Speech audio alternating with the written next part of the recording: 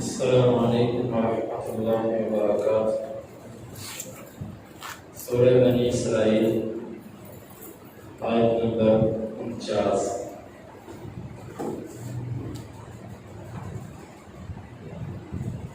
اعوذ باللہ السمیع العلیم من الشیطان الرجیم من همزه ونفخه ونفثه بسم اللہ الرحمن الرحیم۔ وقالوا، واو کا مطلب اور، قالوا انہوں نے کہا، اذا حمزہ کا مطلب کیا، اذا جب، اذا کیا جب، کننا ہم ہو جائیں گے، عظاما ہڈیاں، ورفاتا واو کا مطلب اور، رفاتا ریزہ ریزہ، اِنَّا حمزہ کا مطلب کیا، اِنَّا بے شک ہم، لَمَبْعُوثُونَ لام کا مطلب البتہ، مبعوثون اٹھائے جائیں گے، خلقا تخلیق میں، پیدائش میں، جدیدہ نہیں۔ قل آپ کہہ دو، کونو تم ہو جاؤ، حجارہ پتھر، او یا حدیدہ لوہا، او یا خلقا ایسی مخلوق، مما او خلقا یا کوئی مخلوق، مما ان چیزوں میں سے، یکبر جو بڑی ہیں، فی میں صدورکم تمہارے سینوں میں، فَسَيَقُولُونَ فا کا مطلب بس، سین کا مطلب قریب، یقولون وہ کہیں گے، من کون، یعیدو لوٹائے گا، نا ہم کو، قل آپ کہہ دو، الذی وہ ذات، فطر جس نے پیدا کیا، کم تم کو، اولا پہلی، مرہ باری، فَسَيُنْغِضُونَ فا کا مطلب بس، سین کا مطلب قریب، يُنْغِضُونَ ہلائیں گے وہ، الیک آپ کی طرف، رؤوسہم اپنے سروں کو، وَيَقُولُونَ اور وہ کہیں گے، متی کب ہے، ہوا وہ وعدہ، قل آپ کہہ دو، عسیٰ قریب ہے، امید ہے، ان کہ یکون وہ وعدہ ہو، قریبا قریب، یوم جس دن، یدعو وہ بلائے گا، تم کو، فتستجیبون فا کا مطلب بس، تستجیبون تم جواب دو گے، بحمدہ ساتھ اس کی تعریف کے، وتظنون اور تم گمان کرو گے، ان نہیں، لبثتم تم ٹھہرے، الا مگر، قلیلا بہت تھوڑا،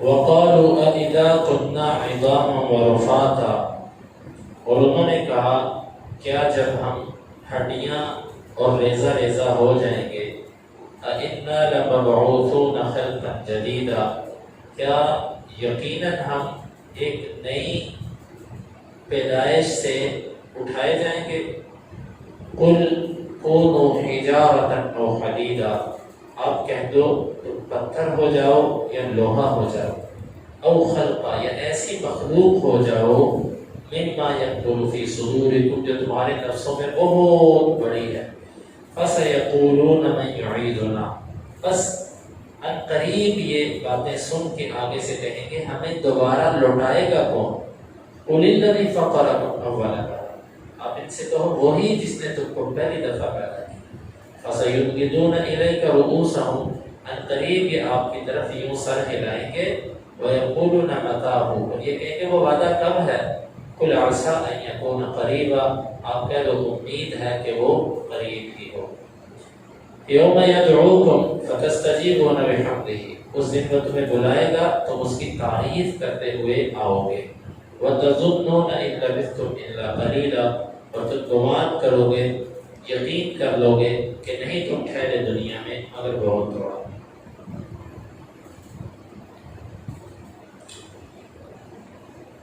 ان آیات میں اللہ تعالیٰ نے مشرکین کا تعجب ذکر کیا ہے، مشرکین تعجب کرتے نبی صلی اللہ علیہ وسلم پہ کہ یہ کیسے ہو سکتا ہے کہ ہم مر کے جب ہمارا گوشت مٹی کھا جائے اور ہڈیاں رہ جائیں، اور ہڈیاں بھی ایسی جو بوسیدہ چورا چورا ہو چکی ہو، ریزہ ریزہ ہو چکی ہو، اب ان ہڈیوں سے دوبارہ انسان کیسے جڑ سکتا ہے؟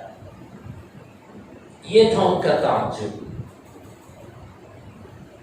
تو نبی صلی اللہ علیہ وسلم سے کہنے لگے، تعجب کرتے ہیں کہ میں کون دوبارہ اٹھائے گا؟ اذا انا لمبعوثون خلقا جدیدا، ہم جب اس حالت میں ہوں گے کہ ہم ایک نئی پیدائش، ایک نیا جیون جیئیں گے، ہمیں دوبارہ اٹھایا جائے گا۔ اللہ تعالیٰ نے آگے سے جواب دیا کہ تم اس جسم کے اٹھائے جانے پر تعجب کرتے ہو کہ جس جسم کے اندر کبھی جان رہی تھی۔ جب تم دنیا میں تھے تو کبھی اس جسم کے اندر جان تھی، پھر نکل گئی، اللہ دوبارہ اسی جسم کے اندر جان ڈالے گا، تم اس پہ تعجب کرتے ہو نا؟ تم ایسی مخلوق ہو جاؤ کہ جس میں کبھی زندگی آئی نہیں۔ پتھر میں تو کبھی روح نہیں آئی اور نہ اس میں کبھی زندگی آئی، اور یہ حدیدہ، یا تم لوہا ہو جاؤ، لوہے میں تو کبھی زندگی نہیں آئی، اس میں وہ تو بے جان ہے، اول دن سے لے کے آخر دن تک بے جان ہے۔ تم ایسی مخلوق ہو جاؤ کہ جس میں سرے سے جان آئی نہیں، یا پھر وہ مخلوق ہو جاؤ کہ جو مخلوق تمہارے دلوں کے اندر سب سے بڑی ہے، مثلا زمین، آسمان، پہاڑ یا موت، چونکہ ان کے نفسوں میں سب سے بڑی چیز جو تھی ان میں سے ایک موت بھی تھی۔ چلو تم موت ہی اپنے اوپر لے آؤ، جب اللہ کسی کو بلوانا چاہے، اللہ کسی کو زندہ کرنا چاہے، اللہ کسی پہ روح ڈالنا چاہے، تو کیا مجال ہے اس مخلوق کی کہ وہ چیز زندہ ہے؟ تم کہتے ہو ہمیں اللہ زندہ کرے گا، اللہ تعالیٰ کہتا ہے تم اپنے جسموں کو چھوڑ دو، ان کا زندہ ہونا تو ممکن ہے کیونکہ ان میں کبھی روح رہی ہے۔ تم ایسی مخلوق بن جاؤ گے جس میں کبھی روح آئی نہیں، اللہ پھر بھی تم کو زندہ کرے گا۔ تم کیا سمجھتے ہو؟ اللہ کی قدرت میں تمہیں شک ہے؟ یہ آیت اگر منکرین حدیث اور منکرین عذاب قبر کو سمجھ آ جائے تو عذاب قبر کا مسئلہ حل ہوتا ہے۔ یہ یہی کہتے ہیں کہ جسم کے اندر روح نہیں ہوتی تو اس کو عذاب کیسے ہوتا ہے؟ اچھا چلو تم بتاؤ کیا ہوتا ہے؟ کہتے ہیں کہ عذاب اوپر ہوتا ہے۔ کیوں؟ روح اوپر ہوتی ہے، جس جسم سے روح نکل جائے اس کو کیا پتا ہے کہ اس کے ساتھ کیا ہو رہا ہے اور کیا نہیں ہو رہا۔ ہم کہتے ہیں کہ تم اپنی ناقص اور گھٹیا عقل کے ساتھ اللہ تعالیٰ کی قدرت کو ماپ رہے ہو۔ اللہ تعالیٰ اس بات پہ قادر ہے کہ بغیر روح کے بھی کسی جسم کو احساس دے رہا ہے۔ جب تنا بغیر روح کے نبی کی جدائی پر رو سکتا ہے، جب پتھر بغیر روح کے بول سکتے ہیں، اور جب پہاڑ نبی صلی اللہ علیہ وسلم کو محسوس کر کے آپ پہ سلام بھیج سکتا ہے، جب احد پہاڑ آپ سے محبت کر سکتا ہے، کھانا تسبیحات پڑھ سکتا ہے، تو کیا وہ جسم جس میں کبھی روح رہی ہے اللہ اس کو روح کے بغیر سزا نہیں دے سکتا؟ اس کو احساس نہیں دلا سکتا اللہ تعالیٰ؟ اور کیا روح کے بغیر اللہ تعالیٰ اس پر نعمتیں نہیں کر سکتا اور اس کو احساس نہیں دلا سکتا؟ یہ ہے عقل پرست لوگ، عقل کے پجاری، اللہ اس کے رسول کو نہیں مانتے۔ اگر اللہ اس کے رسول کو مانتے ہو تو یہ کبھی بھی اعتراض نہ ہے۔ تو میرے اللہ کی یہ قدرت ہے کہ وہ کسی بھی چیز کا محتاج نہیں ہے۔ یہ تمہاری عقلیں ہیں کہ جسم اور روح اکٹھے ہوں تو پھر بندہ بنتا ہے۔ رب قادر ہے ہر چیز پہ۔ تو فرمایا کہ تم اس سے کوئی بڑی مخلوق بن جاؤ جو تمہارے نفسوں میں بہت بڑی ہے، تم وہ بن جاؤ، اللہ تمہیں پھر بھی زندہ کرنے پر قادر ہے۔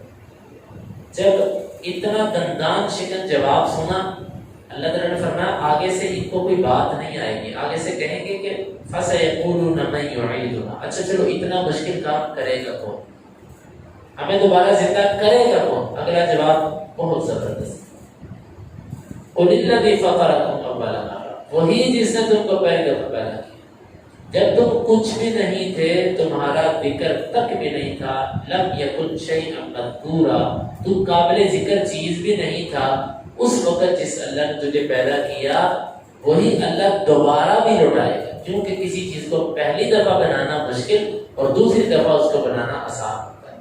وہ جس نے تمہیں پہلے زیادہ قوت کا اظہار کیا کہ دوسری دفعہ اٹھانا تو آسان ہے، تم یہ یاد کرو کہ جب تمہارا وجود ہی نہیں تھا، تمہارا ماڈل اور نقشہ اور تصور اور میٹیریل ہی نہیں تھا، تو اس رب نے تمہیں تب بھی پیدا کر دیا، اس کے لیے کیا مشکل ہے تمہیں دوبارہ اٹھانا۔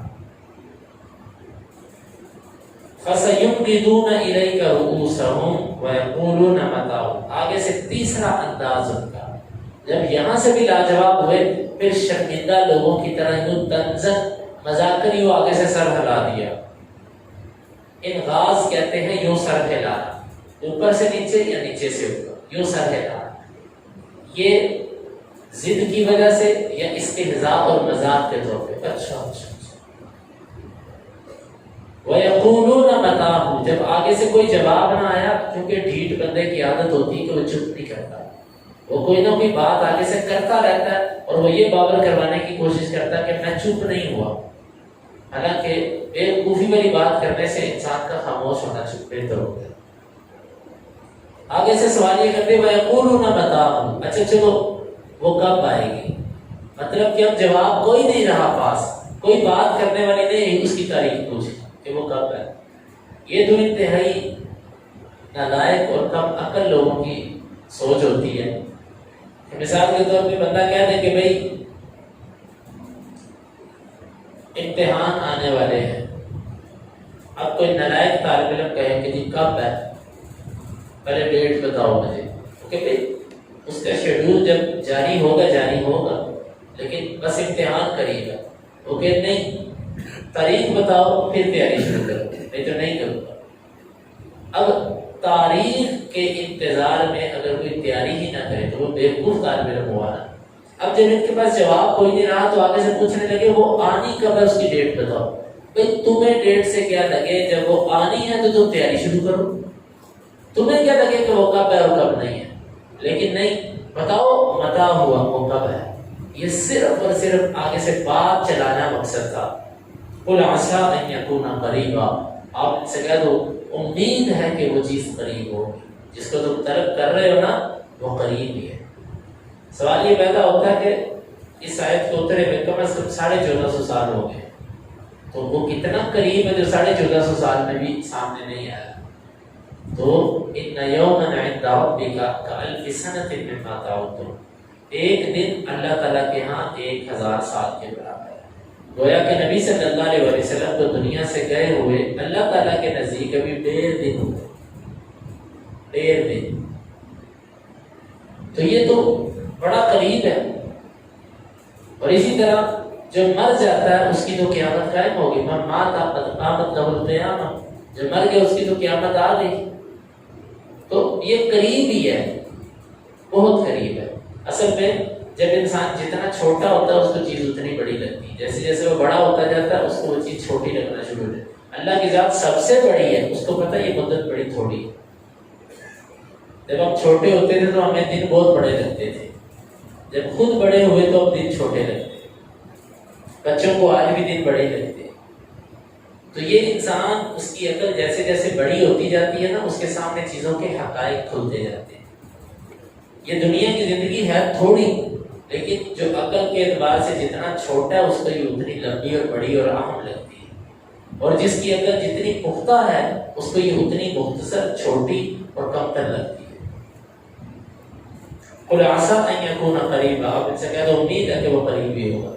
اور سنو، تم کہتے ہو نا کہ کون اٹھائے گا، کیسے اٹھائے گا، یوم یدعوکم، جس دن وہ تمہیں قبروں سے نکالنے کی آواز دے گا کہ نکلو قبروں سے، فتستجیبون بحمدہ، تم کہتے ہو کیسے نکلیں گے، انکار کا تو تصور ہی کیا، وہاں پر کافر ہے کہ مسلمان ہے، سب رب کی حمد کرتے ہوئے قبروں سے نکلیں گے۔